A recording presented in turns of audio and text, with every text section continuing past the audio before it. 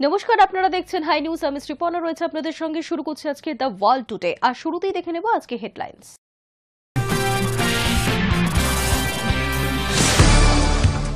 রাজধানী কাবুলে দুটি বিস্ফোরণ, তালিবান সরকার নিশ্চিত করেছে বিস্ফোরণটি ঘটেছে। কেন বিস্ফোরণ, সেই ঘটনার তদন্ত শুরু হয়েছে। ফের জোরালো ভূমিকম্পে কেঁপে উঠল ফিলিপিন্স। শুক্রবার ভারতীয় সময় অনুসারে সকাল 7:13 দক্ষিণ পূর্ব এশিয়ার এই দেশের পূর্ব উপকূলবর্তী মিনদানাও কেঁপে ওঠে। রিক্টার স্কেলে কম্পনের মাত্রা ছিল 7.6। অভিযোগের আঙুলটা ছিলই, সেই অভিযোগ স্বীকার করে নিলেন রাশিয়ার প্রেসিডেন্ট ভ্লাদিমির পুতিন। বললেন, গত বছর আজারবাইজান এয়ারলাইন্সের যাত্রীবাহী বিমান ধ্বংসের জন্য রাশিয়াই দায়ী। প্রেসিডেন্ট থাকাকালীন নোবেল শান্তি পুরস্কার পেয়েছিলেন বারাক ওবামা, যা নিয়ে কটাক্ষের সুর ট্রাম্পের গলায়। তার দাবি, নোবেল পাওয়ার মতো কিছুই করেননি প্রাক্তন প্রেসিডেন্ট।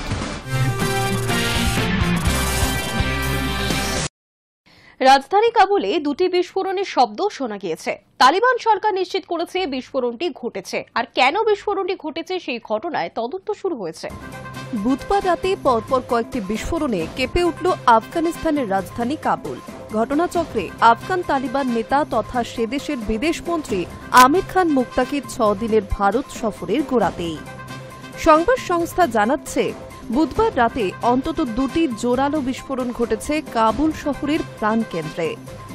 আফগান সরকারের মুখপাত্র জবিউল্লাহ মুজাহিদও এক্সে পোস্ট করে বিস্ফোরণের কথা স্বীকার করে নিয়েছেন এবং জানিয়েছেন এই সংক্রান্ত তথ্য পরে দেওয়া হবে। যদিও তালিবানের একটি সূত্র উদ্ধৃত করে প্রকাশিত খবরে দাবি করা হয়, পাকিস্তানি বায়ুসেনার যুদ্ধবিমান বা ড্রোন হামলার কারণেই এই বিস্ফোরণ। ওই খবরে দাবি, পাকিস্তানের খাইবার পাখতুনখোয়া প্রদেশে সক্রিয় তেহরিক-ই-তালিবান পাকিস্তান অর্থাৎ টিটিপি বিদ্রোহী বাহিনীর কয়েকটি ডেরা রয়েছে কাবুলে। সেগুলিকে নিশানা করেছে পাক বায়ুসেনা। প্রায় 1.5 দশক ধরে পাক সেনার বিরুদ্ধে লড়াই চালাচ্ছে টিটিপি।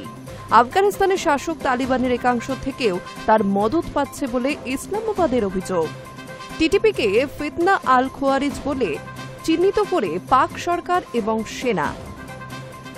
এর আগে গত বছরের 25শে ডিসেম্বর খাইবার পাখতুনখোয়া প্রদেশ লাগোয়া আফগানিস্তানের পাকতিকা প্রদেশে হামলা চালিয়েছিল পাক বায়ুসেনার যুদ্ধবিমান। ইসলামাবাদের দাবি, টিটিপি বিদ্রোহীদের ঘাঁটি লক্ষ্য করে ওই হামলা চালানো হয়। যদিও আফগান তালিবানের অভিযোগ, বারমাল জেলায় লামান সহ 7টি গ্রাম লক্ষ্য করে একের পর এক বিমান হামলা চালানো হয়েছিল। মৃত্যু হয়েছিল মহিলা, শিশু সহ 46 জন সাধারণ মানুষের। 2021-এর 15ই আগস্ট তালিবান আনুষ্ঠানিকভাবে কাবুল পুনর্দখল করেছিল। আফগানিস্তানে দ্বিতীয়বার তালিবানি শাসন কায়েম হওয়ার পরেই সে দেশে পাত্তারি কোটাতে শুরু করে আমেরিকা। প্রাথমিকভাবে ইসলামাবাদের সঙ্গে সম্পর্ক ভালো থাকলেও আফগান তালিবান ঔপনিবেশিক জমানার ডুরান্ট লাইনকে ভিত্তি করে সীমানা নির্ধারণের বিরোধিতা করার পরেই সম্পর্ক খারাপ হতে শুরু করেছিল। অন্যদিকে ক্রমশ নয়াদিল্লির সঙ্গে ঘনিষ্ঠতা বাড়তে শুরু করে আফগানিস্তানের নতুন শাসকদের। এই পরিস্থিতিতে পাক সামরিক গুপ্তচর সংস্থা আইএসআই এখন আফগানিস্তানের সক্রিয় সন্ত্রাসবাদী সংগঠন ইসলামিক স্টেট খোরাসান এবং লস্কর-এ-তৈবার মধ্যে সমঝোতা গড়ে তুলে বালুচ এবং টিটিপির মোকাবিলায় সক্রিয় হয়েছে। Hi News network.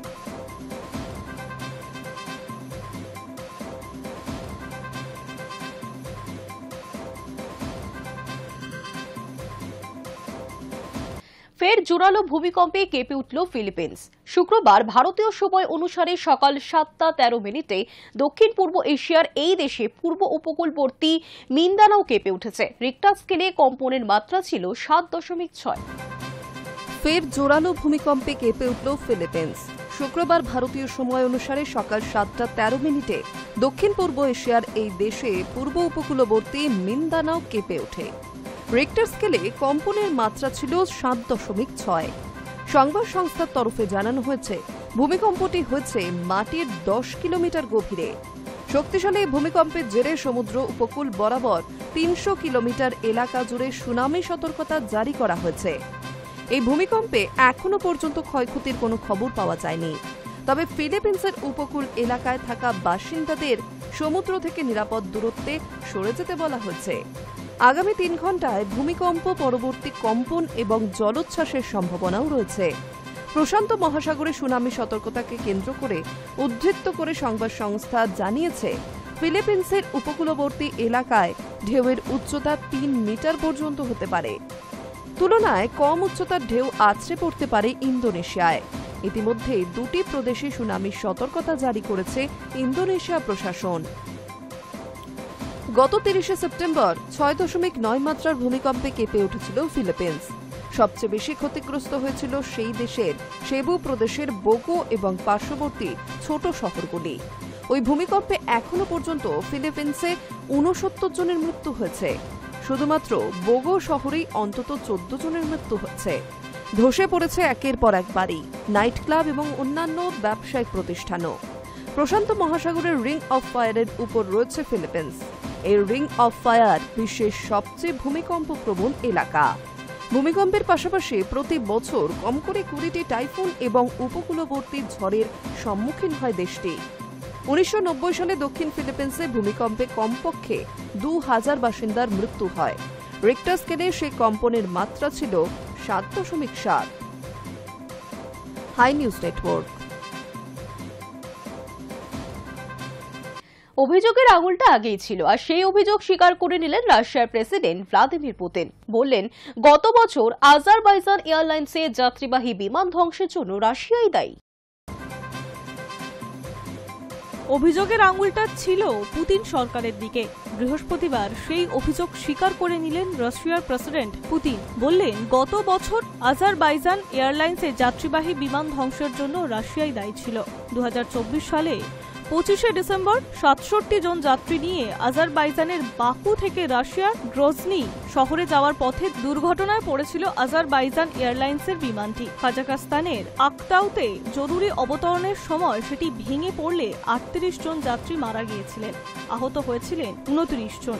বিমানটি ভেঙে পড়ার পরে আজারবাইজানের প্রেসিডেন্ট ইলহাম আলিয়েভ বলেছিলেন, আমাদের যাত্রীবাহী বিমান রাশিয়ার সেনা গুলি করে নামিয়েছে। ঘটনাচক্রে আলিয়েভের এই মন্তব্যের পরই পুতিন বিমান ধ্বংসের জন্য ক্ষমা চেয়েছিলেন। এরপরে আজারবাইজানের প্রেসিডেন্ট বলেছিলেন, আমাদের ৪ দফা দাবির প্রথমটি ছিল রাশিয়ার ক্ষমা প্রার্থনা। পুতিন তা করেছেন, কিন্তু এবার রাশিয়াকে দোষ স্বীকার করতে হবে, দোষীদের সাজা এবং আজারবাইজান সরকারের বিমান যাত্রী ও কর্মীদের ক্ষতিপূরণ দিতে হবে। আলিয়েভের দ্বিতীয় দাবি পূরণের পর এখন দেখার পুতিন বাকি ২ দফা দাবি মানে কিনা। Hi News Network. আগামী বছরের ফেব্রুয়ারিতে বাংলাদেশে নির্বাচন হওয়ার কথা রয়েছে, আর তা নিয়ে ভারতের সাম্প্রতিক মন্তব্যে অসন্তোষ প্রকাশ করল বাংলাদেশের। আগামী বছরের ফেব্রুয়ারিতে বাংলাদেশের নির্বাচন হওয়ার কথা রয়েছে, তা নিয়ে ভারতের সাম্প্রতিক মন্তব্যে অসন্তোষ প্রকাশ করল বাংলাদেশের অন্তর্বর্তী সরকার। মোহাম্মদ ইউনূসের নেতৃত্বাধীন অন্তর্বর্তী সরকারের বিদেশ উপদেষ্টা তৌহিদ হোসেনের দাবি, অযৌক্তিক মন্তব্য করেছে ভারত।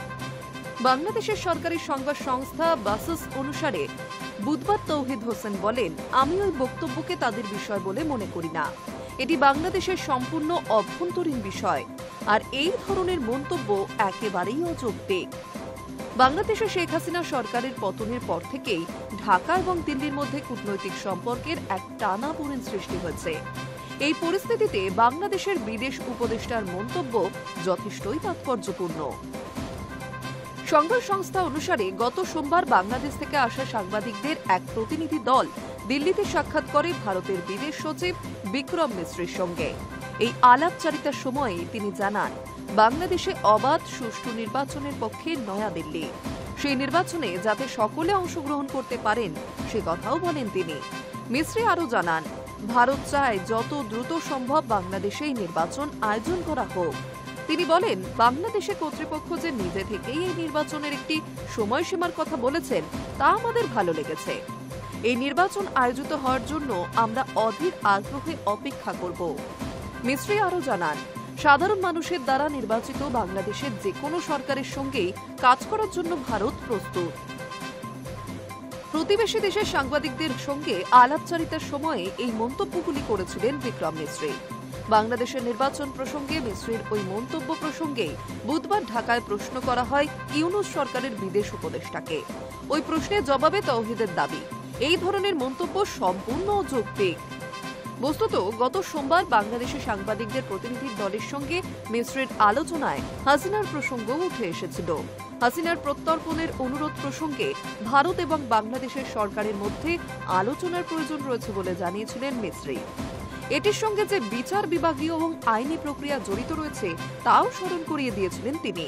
গত সোমবারের ওই আলোচনায় বিদেশ সচিব এও জানান, গঙ্গা জলবন্টন চুক্তি এবং তিস্তা চুক্তি নিয়ে বাংলাদেশের সঙ্গে আলোচনায় বসার জন্য প্রস্তুত রয়েছে ভারত। Hi News network.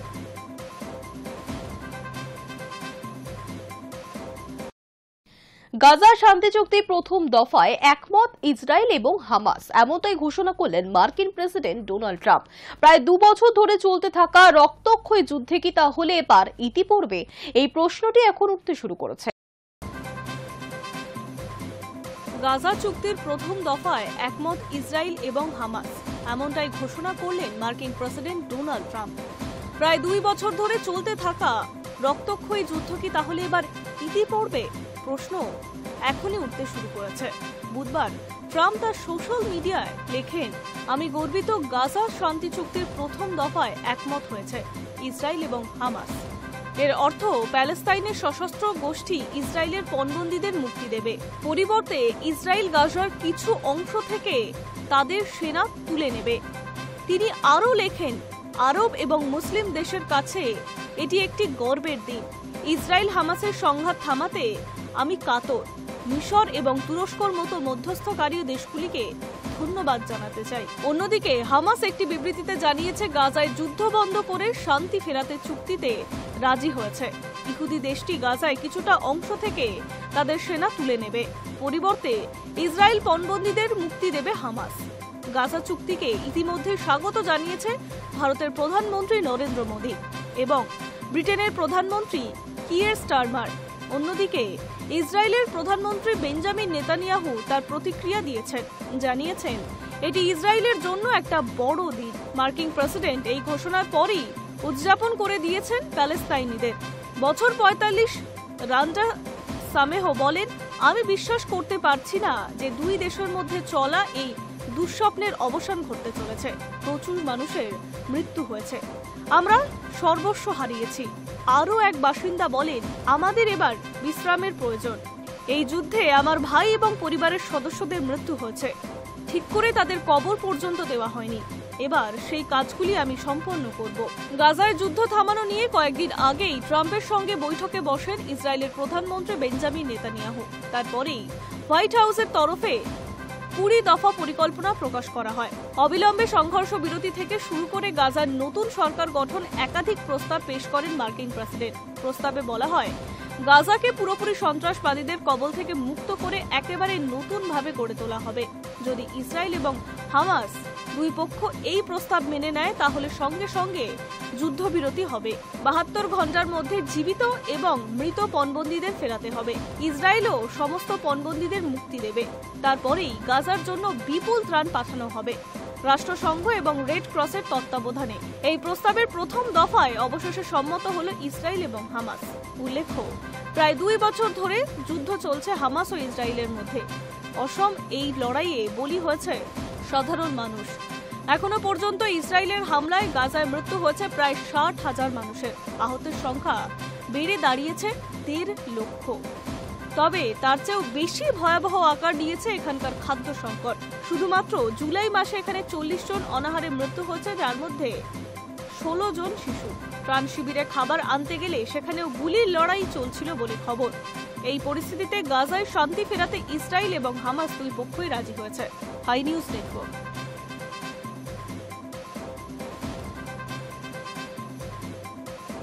মৈত্রীর বার্তা, আফগানিস্তানে ভারতীয় পর্যটককে ভাই বলে সম্বোধন করলেন এক তালিবান নেতা। এমনকি ওই পর্যটকের পাসপোর্ট পর্যন্ত চেক করেননি তিনি। গোটা ঘটনাটি ভারতীয় যুবকের হেলমেটে থাকা ক্যামেরায় ধরা পড়েছে, আর সেই ভিডিও ইতিমধ্যেই সমাজ মাধ্যমে ভাইরাল। মৈত্রীর বার্তা, আফগানিস্তানে ভারতীয় পর্যটককে ভাই বলে সম্বোধন করলেন এক তালিবান নেতা। এমনকি ওই পর্যটকের পাসপোর্ট পর্যন্ত চেক করেননি তিনি। গোটা ঘটনাটি ভারতীয় যুবকের হেলমেটে থাকা ক্যামেরায় ধরা পড়েছে। সেই ভিডিওটি ইতিমধ্যেই সমাজ মাধ্যমে ছড়িয়ে পড়েছে। ভাইরাল ওই ভিডিওতে দেখা যাচ্ছে আফগানিস্তানের রাস্তা দিয়ে একটি মোটর বাইকে করে ওই পর্যটক যাচ্ছিলেন। পথে এক তালিবান নেতা পাসপোর্ট পরীক্ষার জন্য তার রাস্তা আটকায়। এরপরই যুবকের পাসপোর্টে ভারত নাম দেখে আনন্দে আত্মহারা হয়ে যায় তিনি। ভাই সম্বোধন করে ওই পর্যটককে বলেন, ভারত আফগানিস্তান ভাই ভাই, কোনো সমস্যা নেই, পাসপোর্ট পরীক্ষা করার দরকার নেই, প্রয়োজন নেই কোনো চেকিং এরও।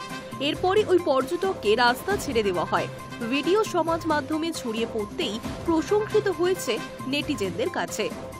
উল্লেখ্য, চলতি মাসেই ভারত সফরে আসতে পারেন আফগানিস্তানের বিদেশমন্ত্রী আমির খান মুত্তাকি। তালিবান মন্ত্রীর এই সফরকে কেন্দ্র করে শুরু হয়েছে কূটনৈতিক চাপানুতর। মনে করা হচ্ছে হয়তো মুত্তাকির এই সফরে তালিবানকে আনুষ্ঠানিকভাবে স্বীকৃতি দিতে পারে ভারত। আফগানিস্তানের বিদেশমন্ত্রী হলেও এতদিন মুত্তাকির বিদেশ ভ্রমণের উপর নিষেধাজ্ঞা ছিল রাষ্ট্রসংঘের। সম্প্রতি সেই আংশিক নিষেধাজ্ঞা তুলে নিয়েছে রাষ্ট্রসংঘ। এরপর গত শনিবার মুত্তাকির ভারত সফরের কথা প্রকাশ্যে এসেছে। অন্যদিকে বুধবার আফগানিস্তানের বগরাম বায়ুসেনা ঘাঁটি ইস্যুতে তালিবানের পাশে দাঁড়িয়েছে ভারত। সব মিলিয়ে বর্তমানে আফগানিস্তানের সঙ্গে ভারতের কূটনৈতিক সম্পর্ক একটি নতুন মাত্রা পাচ্ছে বলেই মনে করছে বিশেষজ্ঞরা। Hi News Network. প্রেসিডেন্ট থাকাকালীন নোবেল শান্তি পুরস্কার পেয়েছিলেন বারাক ওবামা, জানে কটাক্ষের সুর ট্রাম্পের গলায়। তার দাবি, নোবেল পাওয়ার মতো কিছুই করেননি প্রাক্তন প্রেসিডেন্ট। নোবেল শান্তি পুরস্কার ঘোষণার কয়েক ঘন্টা আগেও 8 যুদ্ধ থামানোর কৃতিত্ব দাবি করলেন মার্কিন প্রেসিডেন্ট ডোনাল্ড ট্রাম্প। পূর্বসূরি বারাক ওবামাকে খোঁচা দিয়ে দাবি করলেন, নোবেল পাওয়ার মতো কিছুই করেননি প্রাক্তন ওই ডেমোক্র্যাট প্রেসিডেন্ট, বরং আমেরিকাকে ধ্বংস করেছেন। একই সঙ্গে ট্রাম্প জানিয়েছেন, কোনো পুরস্কারের লাভে তিনি এই কাজ করেননি।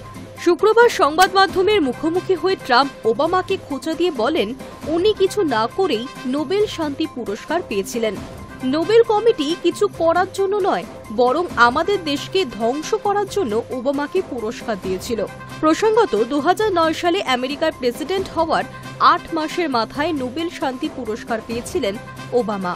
নোবেল কমিটির তরফে সেই সময় জানানো হয়েছিল, আন্তর্জাতিক কূটনীতিকে আরও শক্তপোক্ত করে মানুষের সঙ্গে মানুষের সংযোগ আরও বৃদ্ধি করার কাজে উদ্যোগী হওয়ার জন্যই ওবামাকে এই পুরস্কার দেওয়া হচ্ছে। রিপাবলিকান ট্রাম্প আগেও বহুবার ডেমোক্র্যাট পূর্বসূরি ওবামার নোবেল পুরস্কার পাওয়া নিয়ে খোঁচা দিয়েছেন। শুক্রবারও তার ব্যতিক্রম হল না। 8টি যুদ্ধের মধ্যে ভারত পাকিস্তান যুদ্ধ থামানো যে সবচেয়ে গুরুত্বপূর্ণ ছিল, আগেও তা একাধিকবার জানিয়েছেন ট্রাম্প। বৃহস্পতিবার হোয়াইট হাউসে ফিনল্যান্ডের প্রেসিডেন্ট আলেকজান্ডার স্টাবের সঙ্গে বৈঠকের পর সংবাদ মাধ্যমের মুখোমুখি হন মার্কিন প্রেসিডেন্ট। সেখানেই তিনি বলেন, আমার মনে হয় ভারত এবং পাকিস্তানের সংঘাত খুব বড় ছিল। দুটোই পরমাণু শক্তিধর দেশ। তারপরেই নিজের শুল্ক নীতির সমর্থনে ট্রাম্প বলেন, আমি সংঘাত থামিয়েছি বাণিজ্য এবং শুল্কের কথা বলে। যদি আমাদের কাছে শুল্ক না থাকতো তাহলে আমরা এটা করতে পারতাম না। কোন অস্ত্রে তিনি নয়াদিল্লি এবং ইসলামাবাদের মধ্যে সামরিক সংঘাত থামিয়েছিলেন তা জানিয়ে ট্রাম্প বলেন, আমি বলেছিলাম যদি আপনারা লড়াই করে যান তাহলে আমি প্রত্যেকের উপর 100% শুল্ক চাপাবো।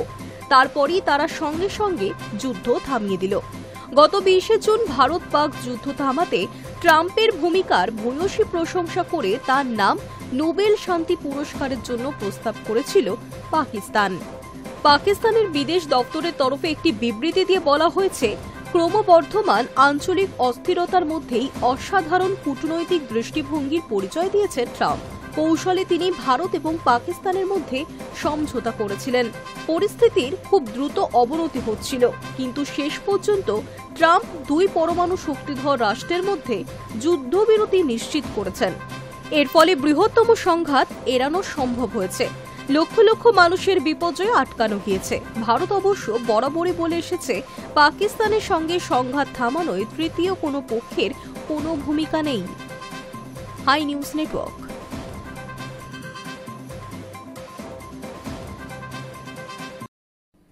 দ্য ওয়ার্ল্ড টুডে এখনকার মতো এই পর্যন্তই। দেখতে থাকুন হাই নিউজ, নির্ভীক নিরপেক্ষ।